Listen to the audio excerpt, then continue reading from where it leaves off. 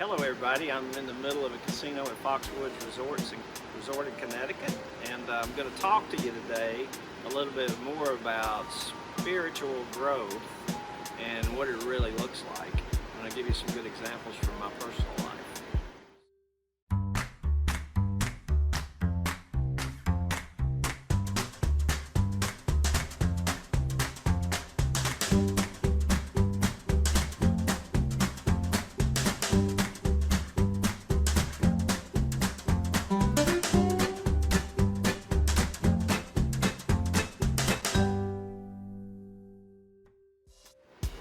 If you remember last time we talked about spiritual growth and development, and that growth and change takes place at different levels, and that the deepest level that a person can change and grow in is at a spiritual level.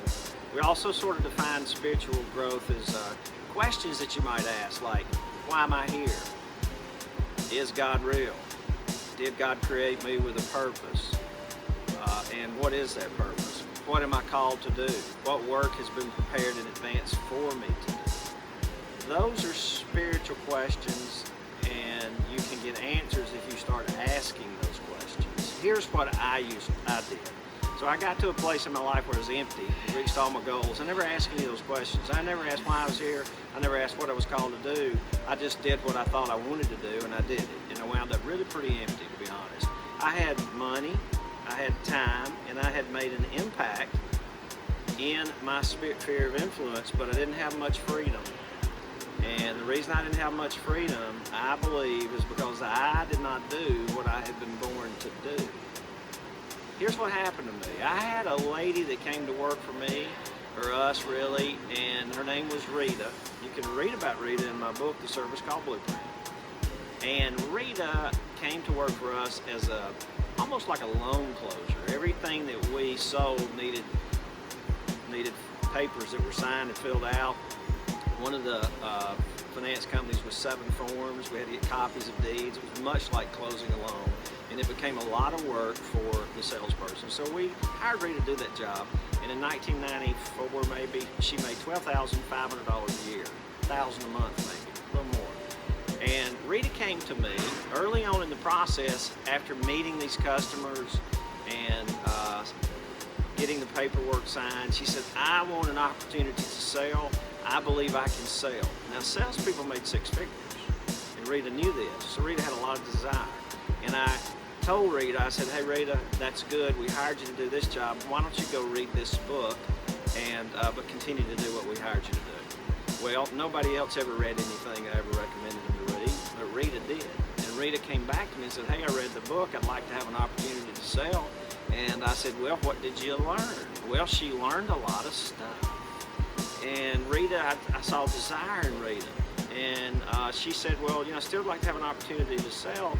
And she said, well, I said, well, go listen to these tapes. And Rita went and she listened to the tapes. And she came back and she learned some more things. Then I began to teach and coach and mentor Rita. We taught Rita how to canvass neighborhoods, how to make cold calls. And in the mid-1990s, she started running some of those appointments that she got on her own.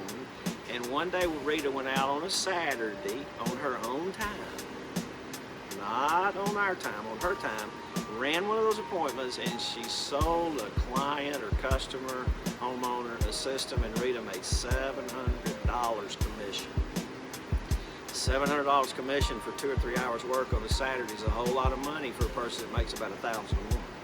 Now, Rita took her desire, her commitment, she took personal responsibility for everything she did, and she maintained a good outlook. I always kind of helped her with that. But through that process of the next year, over the next year, Rita earned $75,000.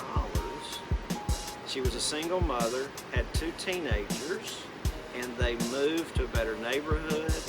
And all of that teaching, coaching, and mentoring, along with Rita's desire and commitment and taking personal responsibility, not making excuses, and managing her outlook, all of that together helped Rita change her life.